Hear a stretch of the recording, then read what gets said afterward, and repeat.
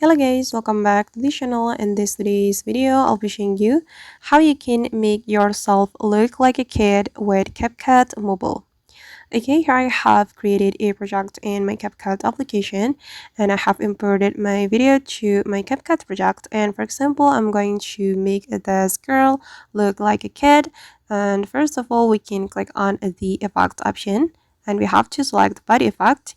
And on this body effect, we have to select the role category. This one, click on the role category, and here we can select kid face.